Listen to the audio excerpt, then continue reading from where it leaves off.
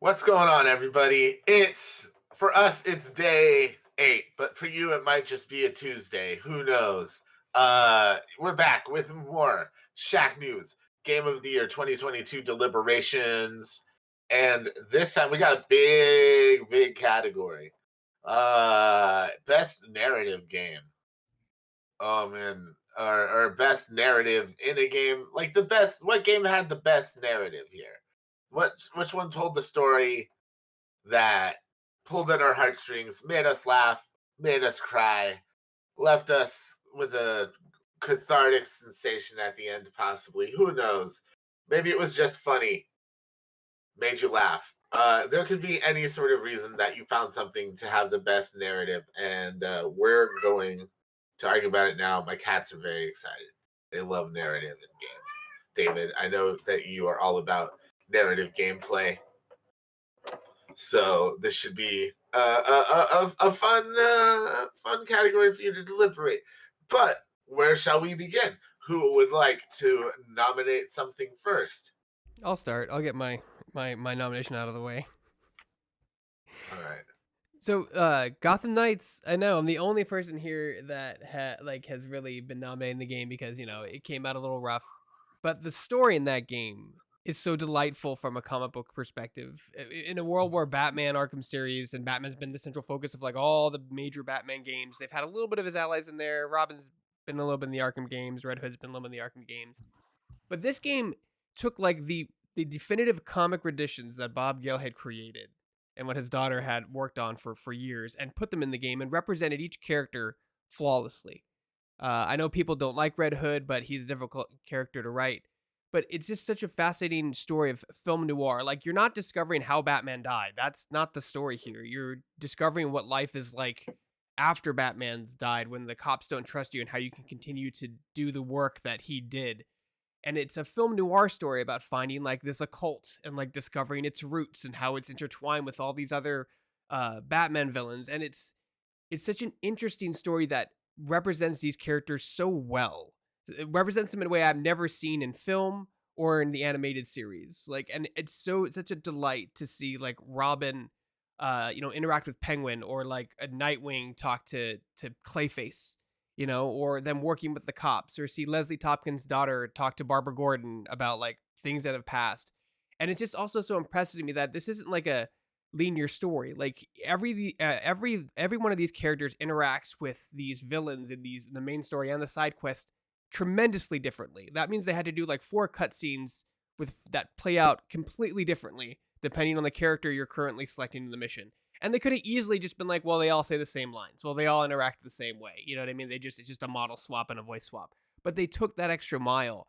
And as I'm playing through the game with other characters now, it's so cool to see the interactions with the story from a different perspective. Tim is the smartest of the bunch, but he's also the greenest, so not a lot of villains respect him. Jason Todd is like ultra violent, so he'll break things and use intimidation to get his tactics. And they're represented in a way that tells a story that's so different from any of the mainstream Batman media we've seen, and it pulls directly from the comics. And in a world where I think a lot of that stuff is uh like kind of put to the side as more inspiration, like like the MCU, for example, like they're inspired by the comic, but it's not a one for one. It's just so cool to see all these characters tell a film noir detective story from different perspectives and represent each one of these characters correctly, that they've been in the comic world for like the past 20 years. And it's been such a delight playing through this. And like it's not just the main story, right? As you're continuing the main story following the occult, there's side things that come up. And they're actually pretty deep with like different plots. So like Clayface may have nothing to do with the occult, but he's back and you have to figure out why he's back.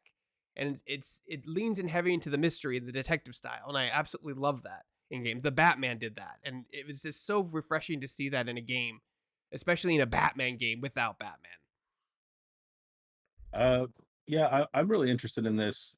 It's been frustrating through no choice of my own to wait to buy it, just because I want to wait until it's a little smoother. Although I have every intention of playing it, and the story is my main interest. Batman mythology is my favorite mythos ever, and even though Batman himself is my favorite character, I do love the idea, and it's been explored in the comics to a degree, of not just a Gotham City without Batman, but how his adopted, formally or otherwise, children would get along without him. That's really compelling to me and why I can't wait to play it. A question, my vote doesn't hinge on this. I'm just curious. Why is Tim Robin instead of Damien? Is there any particular reason? Is Damien mentioned at all? No, he's not mentioned in the canon at all. Like in this, I feel like Damien's like he came out like Tim is so old and like people wanted a younger, more badass Robin, and Damien's like more he's cooler, right? But it's Tim, and Tim is he's 18 in this, and they mention his age a lot. So it's nice to see like a super green person coming in who's only been trained like the last couple years, like so he's the greenest of all the team. But there's no mention of Damien, or there's Talia's in it, but there's no mention of Bruce Wayne's son or Damian Wayne. They do have some throwbacks in there, like visually, like you can do Damian Wayne's outfit, you can do his logo, right? But like you can't wield a katana or anything like that.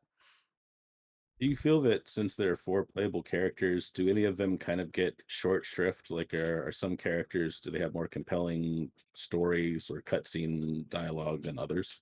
Yeah, I think out of all of them, Barbara Gordon, Batgirl, is probably the weakest, just because I feel like she's been in the Oracle role for so long, and that's how I know her. And then like Yeah, my Batgirl was Cassandra Cain, and I think she's a same. little more interesting, like on a level than Barbara. I think Barbara works better as Oracle, so they struggle to maintain her a little bit, like how to give her a sense of like identity because of that. I think, but that's the only one that's really gets short sighted.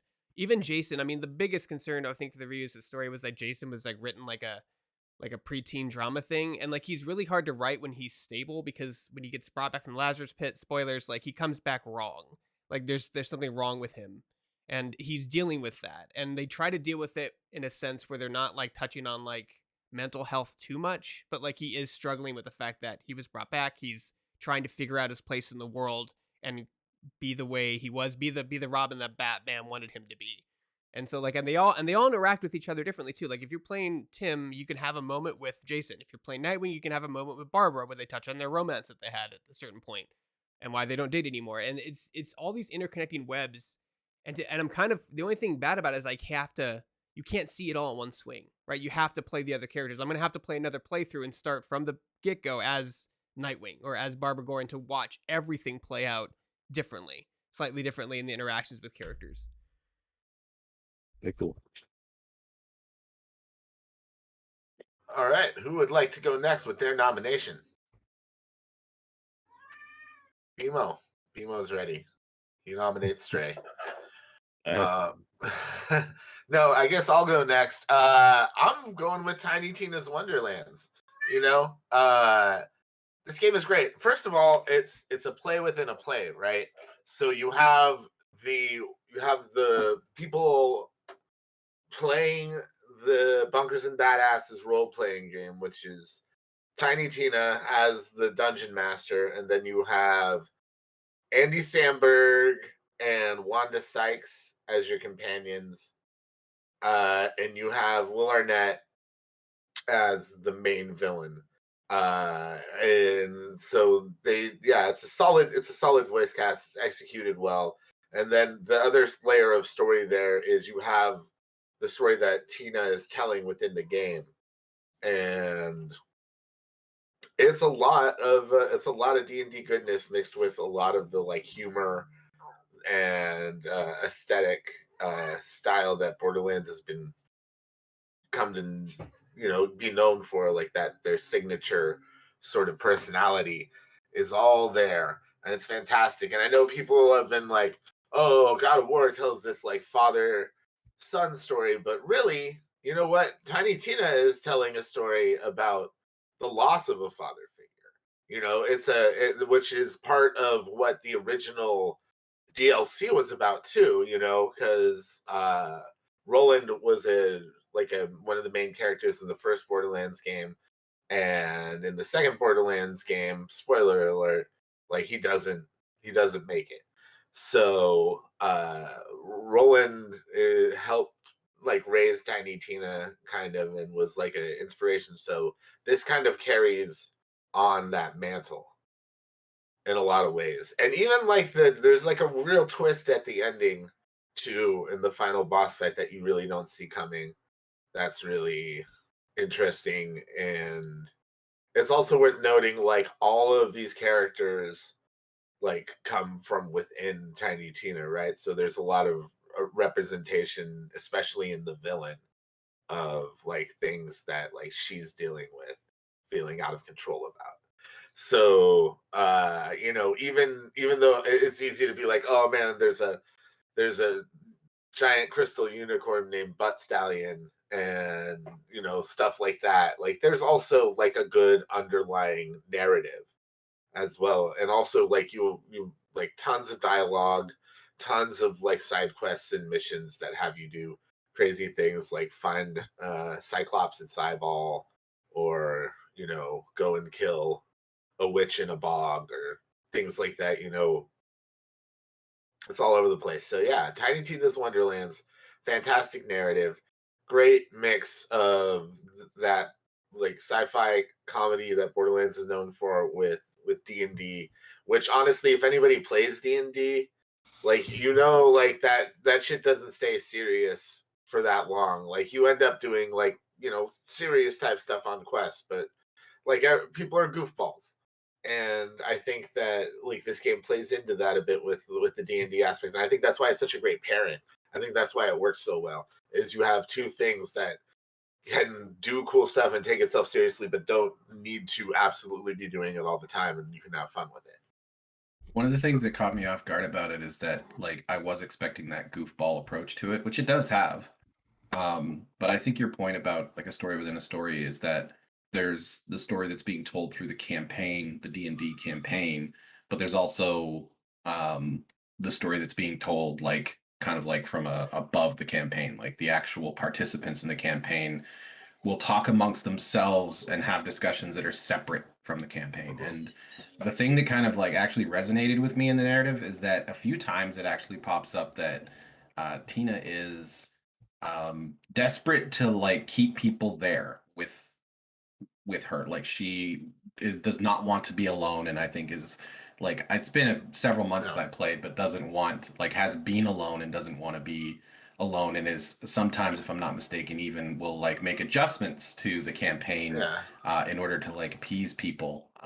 And I don't play D&D, so I don't know how common that is, but I definitely felt not I didn't it wasn't like I didn't identify with that, like, you know, being lonely, but it definitely like I felt a lot of it pulls at the heartstrings a little bit that Tina's desperately trying to keep her friends with her, you know?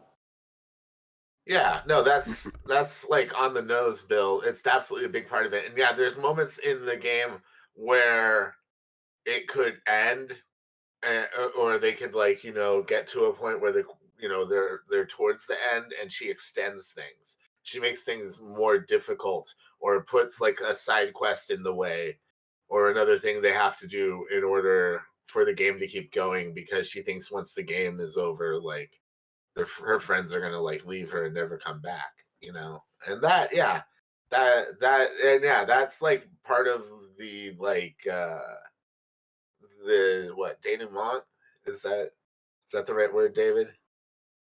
Yeah, what you're building toward? Yeah. Yeah. It's absolutely part of that. Yeah, and it comes to a head at one point. It definitely came off as like a kid having a swimming pool and using the pool to like make people friends, over. right? Yeah. I was going to say one thing that impresses me about this is I think Tiny Tina's Wonderlands does a great job of balancing the in-game narrative and the meta narrative that always unfolds in a tabletop environment. And I think it's used as a very clever storytelling device. A lot of times in games and movies do this too, where you kind of feel like in a movie you might feel this should have wrapped up 30 minutes ago, or in a game this should have wrapped up 26 hours ago, whatever the case may be if it's an RPG.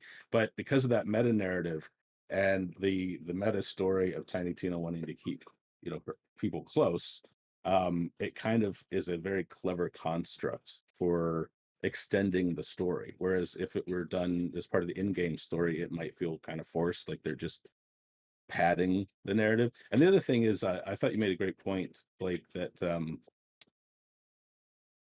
I think Borderlands has always had this irreverent veneer with character names like Butt Stallion. Like for someone unfamiliar with the franchise might dismiss it as just juvenile pulp, right? But they do a good job, kind of like Always Sunny does. Like if you think about the season leading up to the Mac finds his pride episode, they keep that humor there so that when the serious moments hit, they hit really hard. Yeah. Just because you're not expecting it, and because when you laugh, there are a lot of things that happen chemically and psychologically that endear you to characters, and I think that makes the harder moments hit even harder. So yeah, I think Tiny Tina's Wonderland does a really good job with those devices. Absolutely. But I know we have a few other games to get to. Who would like to throw out their nomination next? Okay. All right. Well, talk no more about nominations. Oh, go ahead, Jonathan. I could talk about the query, although I might not even end up voting for it myself. I just want to give a shout out to it because I think it is probably Supermassive Games' best work yet. It is like playing through a fun horror movie. So I think they deserve some recognition for that one. They need to let that studio make movies. I don't know why they won't. It's like they make great games, like you said, but like they obviously really want to make they want to make a movie. Like it's so clear, and it would be so awesome I to see that if they could evolve to that. I like them staying in games. I would love to see them do a license. They get like a horror movie license or something like that. It'd be pretty cool. I'd like to see them maybe do like a game on Netflix. Yeah, it makes sense. I feel like that would be the route to go to. Yeah. Yeah. And the other thing is that, like, I don't know, if you make just a straight up Supermassive Games movie, then you lose out on the choice and you lose out on all the extra endings and outcomes. And that's kind of one of my favorite parts of those games is just how many different ways things can turn out. I can see them going the Black Mirror route with kind of how they decide to do like the multiple choice setup for Netflix type of thing. And I haven't played yet. What is the basic story for the quarry? The query, it's essentially a bunch of camp counselors at a summer camp the day after it ends because of a transportation mishap. We got to stay one more night, and then things get very bad for them in the woods in this quarry in upstate New York. Is a rough pitch, but it's got like shades of like Friday the 13th, sleepaway camp, then blends in like creature feature kind of ideas. So it's that sort of vibe. Yeah, Donovan, in the Quarry, like most of their games that I've enjoyed is they have this really nice twist either at the middle or toward the end that kind of takes the story in a different direction that you weren't expecting. Is it the same way in the Quarry? Does it do the same thing as the other games they've made? Yeah, for sure. Definitely, because it definitely sells itself as like an 80s teen slasher, and to a degree it is, but there's a lot more underneath the surface there going on. But I mean, does it feel like a B movie when you're watching it? No, I wouldn't say that. Yeah, the production values are much higher. I also think, like, speaking to its strengths as a game, not that I disagree with Greg, because I've had a lot of thoughts about how movies with different endings would work, especially in a theatrical setting. But I think the cool thing is if you look at like Scream 1, that was a great movie, one of the great horror movies of all time for its satirical, its satirized take on slashers. But you might say like, well, there's not a depth beyond that, but there is if you watch the whole series. But with this game, because of the multiple characters and the different endings and the way your choice affects things, it can get much deeper narratively than like a movie series. A movie series to accomplish the same thing would need like 3 or 4 installments, I feel like. Whereas in this game, you could probably get that sort of depth from multiple playthroughs with different characters. Fair enough. Does anyone else have nice things to say about the Quarry? I really liked the Quarry. I think that it layered the story like pathways on top of each other really well. I like how it incorporated the narrator even more, I think, than in previous games because they've always had that like narrator character element to it. But this time around, I felt like there was even more to that character to learn. And like I liked the little pieces that you get throughout the game. Like it encourages you to keep going by giving you just enough.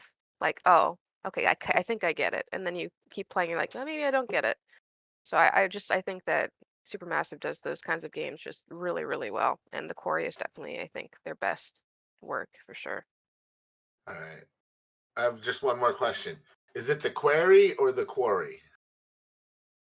I guess it comes down to just how you pronounce that word. I say query, I think.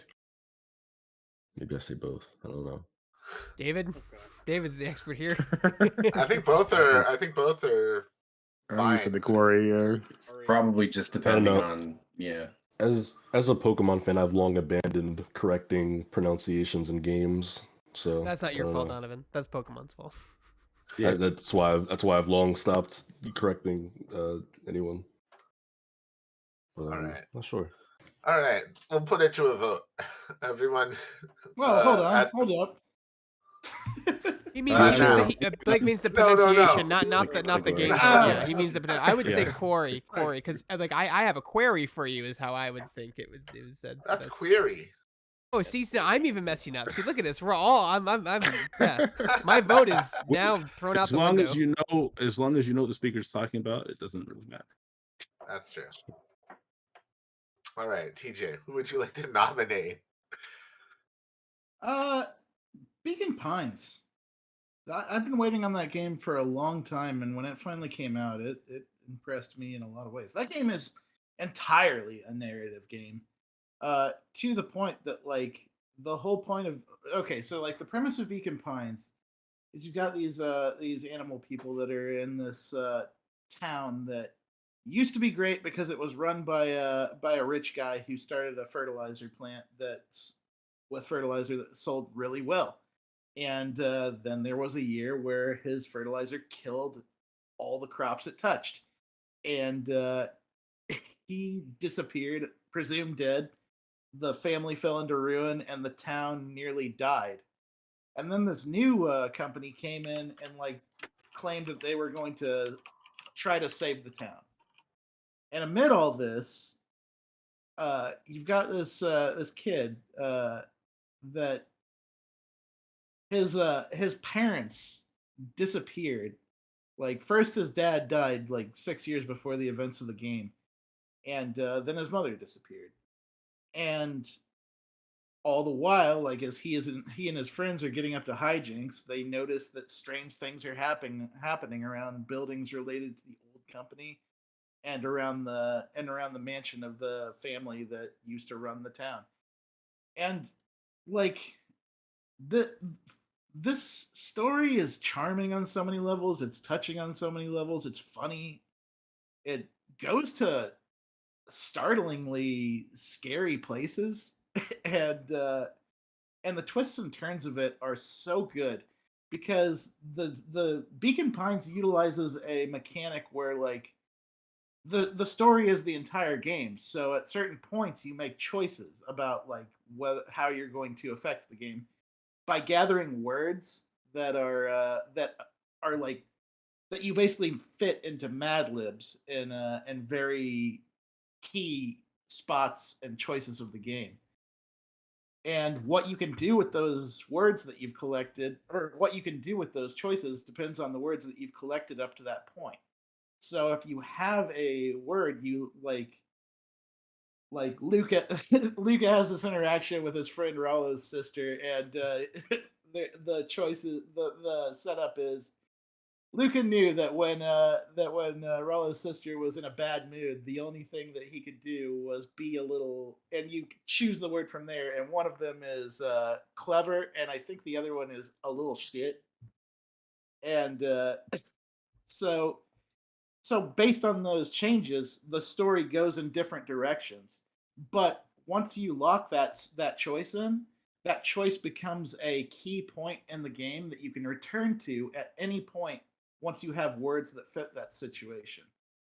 And so the branching paths that Beacon Pines take as you sort of unravel like the matter of Luca's parents, the situation of the town, the mysteries going on in all of it.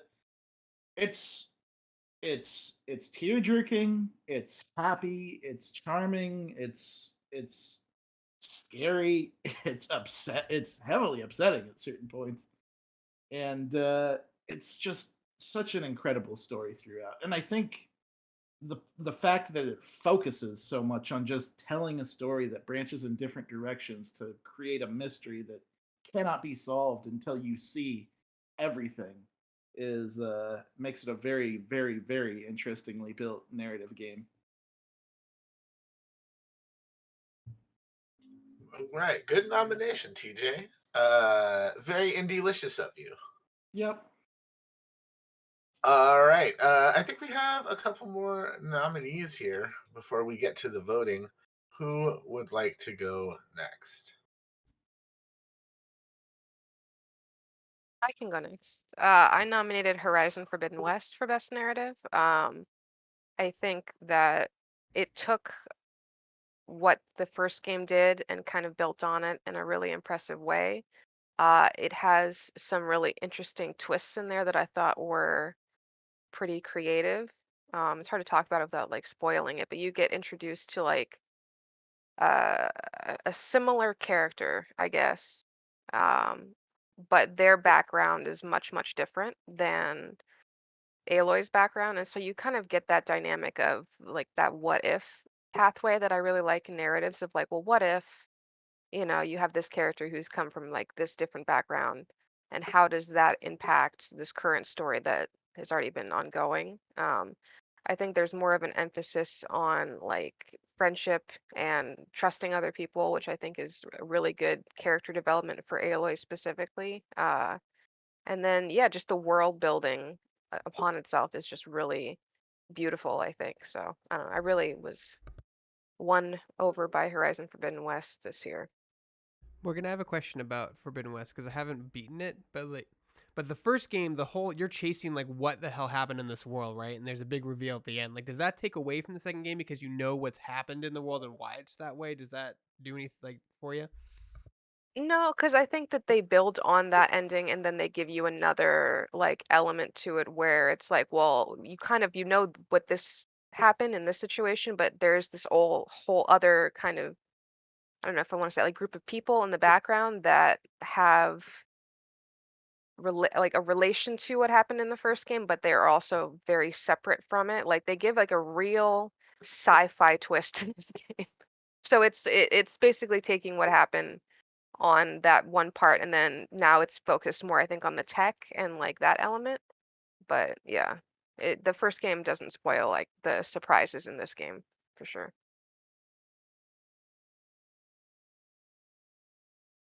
All right. Did anyone else want to say nice things about Horizon Zero Dawn or Forbidden West? I liked it felt at certain points almost like playing the Goonies with machines, and it's just the way that you're not, for lack of a better term, your friends come together. I think it's interesting how Aloy is so independent and feels like everything is on her shoulders, and that she almost pushes people away in order to try to tackle these things. And I guess that's partly because she doesn't want to get anybody else hurt, but also because she I think feels like it's her responsibility. But then obviously, like, it's not necessarily a new narrative, but having people come together to like actually show that she did indeed need help, and that this was going to go much better if you had like a team of people all working together. That was something that I felt was cool, and I there were definite points where, like, high points where things were not always doom and gloom, and things were going really well, for example, or there was some really cool stories and some really good characters that kind of popped out. And but what I will say is, like, I'm not trying to crap on anything, but as soon as you left the main path and did anything else off to the side in terms of story content, and I said this in my review, but like anytime you did anything else outside of it, like I felt like it was just the same narrative on the side quest that has been played out, which is that I commented that like everyone you encounter in the world is like, "Hi, I need your help, or my entire existence is going to cease to exist," and that's bad. And I'm like, That makes a lot of sense, and that's a really noble cause. But as a gameplay narrative, I'm kind of tired of it. Like the main motivation always being like, "Oh, I need to survive," or "My clan needs to survive," and it wore me out a little bit. But the main path of Horizon Forbidden West, I thought, was a really cool story. Yeah. Definitely a good continuation of the first game's narrative, but it is not the only game in this race. We have one more nomination. Who would like to take it home? For God of War Ragnarok. I think everybody who nominated that is out of the room right now. Of course they are. Well, how lovely. Let's Sam left Sam. a comment on it, Blake. All if you right. want to read that. We can. Let's go to Sam's thing. Said, mate, we've spoken about God of War Ragnarok story a lot, but this narrative managed to wrap up a story about one of the grandest wars in all of mythology while also tying a tear-drenched bow around a genuine father and son tale. We have definitely all heard Sam talk about the relationship between Kratos and his son and how that changes in this game, and how it goes from being a child with a father telling him what to do to keep him safe to a young individual finding their own way in the world, and how Kratos has to figure out whether or not to support him or keep being the authority figure he's always been, which would be very Kratos of him. So it's almost a softening of Kratos' personality a little bit in this game. I think it's he still interesting. kills a bunch of stuff, but Yeah. That's what Kratos does for sure. I do think it's interesting though, because we're talking about Ragnarok, and I mean, anybody with like even a little bit of knowledge of that, like that's a pretty big story to tell in anything that you ever do. If you're telling a story of Ragnarok, that's quite the undertaking. So for God of War to sort of, I guess, appeal to people on a personal level between the main characters, and even some, I know like Mimir is a big consideration in this as well, but to appeal to people more as a story about a father and a son and their like developing relationship and evolving relationship and like struggling to like adapt, I think that's pretty cool that it can almost overshadow the story of Ragnarok. Like that's really well done when like, I guess the people on the journey can kind of outshine what's happening to the overall world. And I do think that it's interesting, and I like the fact that, to your point, Blake, like Kratos is like hit hard, destroy, boss dead, like I'm Kratos, everything dies, throw axe. Like, that's kind of what Kratos is. But what brings Kratos the most discomfort and the most insecurity is his teenage son. Like that's what he can't defeat. That's what he's like, I can't smash my way through this, obviously. Like I have to actually puberty, control it. curse Right. you. It's about every control. problem, his problem solving through the entire series has been destroy. Yeah. And now it's like he actually depends on that on Mimir, the head that he carries around, because he doesn't know how to overcome this, and he can't overcome it with like brute force. And I think it's a very good story. I really do. And I think a lot of people would agree. So hopefully I've done Sam's nomination justice, because I know that he's played way more God of War Ragnarok than anyone here. Oh, I beat it. For me, the game kind of the story kind of reads like it was written like in like somebody trying to write a Tarantino spec script or something in some ways. Like just some of the like the way that the gods talk and things like that, it kind of takes me out of it, honestly. But I know there's more to it than that. I have not gotten too deep into the game, honestly, just because like I got motion sickness trying to play it. But there was already a lot of plot in that early part of the game, though. So I can see where people are coming from and where it could be going. At any rate, I think that's it for our nominations. You know what that means? It's time to vote. I hope everybody's ready, because here we go. Morgan, you get to go first. And you also win for best coffee cup of the day. I'm giving you that award already. Oh, thank you. Thank you. Yeah. My Snorlax. Yeah, I'm gonna stick with Horizon Forbidden West. Yes. All right. One for Horizon Forbidden West. Bill Lavoie. I'm gonna use my Come Back to Me. Okay. Well, you know what I'm gonna vote for. It's Tiny Tina's Wonderlands. That's getting my vote. Stevie T in the place to be. I'm going with The Quarry. The Quarry. David L. Craddock. This is a tough one. As much as the Batman mythos means to me, and how much I'm looking forward to playing Gotham Knights, I tend not to like purely narrative-driven games. I like how game systems can be interwoven with audiovisuals and text to tell stories that really can't be told in other mediums. And I feel like this year, Tiny Tina's Wonderlands really did that very well. So that gets me a vote. All right. And then Denny.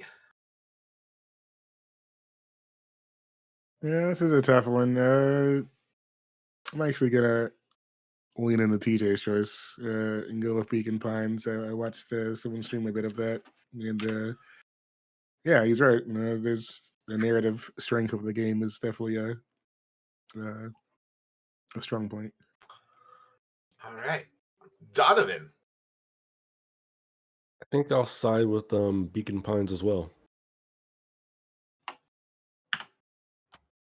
Greg.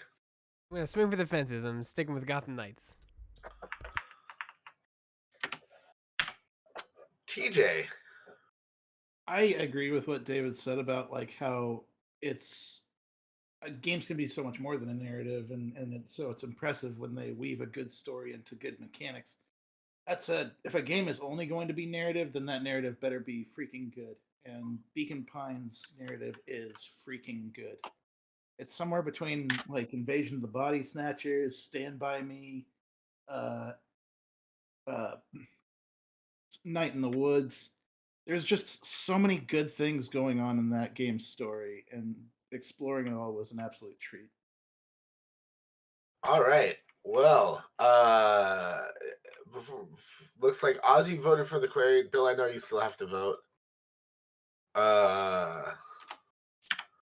And Sam, of course, voted for God of War Ragnarok, but so did Asif. Bill Lavoie. Sorry, I was my vote's been solidified, but I was spreadsheeting in the background at the moment. I am gonna do Tiny Tina's Wonderlands. To David's point, and this really, I was already gonna vote this, but it solidified it. The way that the narrative works so well within the gameplay mechanics is, I just think that's super cool, and I think that should be recognized. So I'm Tiny Tina's Wonderlands. All right. Well, we have a tie. What do you know? What a twist. All right. It comes down to Tiny Tina's Wonderlands and Beacon Pines. Oh my goodness. So, Morgan, you are up to bat.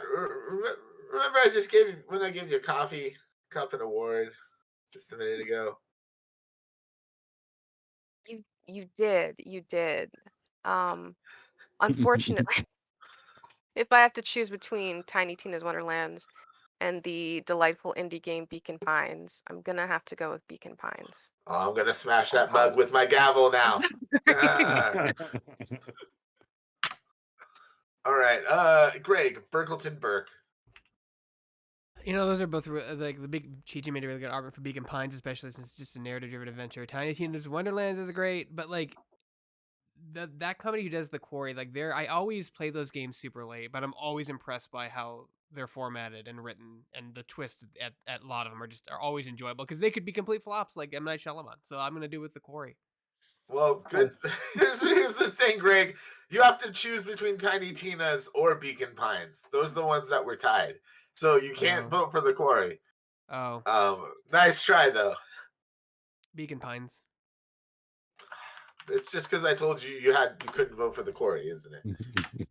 I am collecting an absentee vote that is going to vote between the two right now.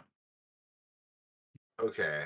So there is an absentee vote that voted for God of War, and we're going to get another vote in here. So for somebody that voted for something that wasn't, Damn, I might give between Greg's twist vote and the suspense over the absentee ballot. Could I nominate this deliberation as best narrative of 2022? Maybe. Let's see. It'll be the next Knives Out sequel. Yeah. Just get a couple of those in there. Okay. Steve still needs to vote, by the way. I gotta change. I know. Yeah. All right. What do you guys go with Steve then? I will change to Beacon Pines as well. God, why are you all against me and for this Beacon Pines game? I mean, it is on Switch. Here's the thing, Blake. We've reached out to somebody who had previously cast their vote for God of War, which of course is not the option here. So that absentee vote has also voted for Beacon Pines.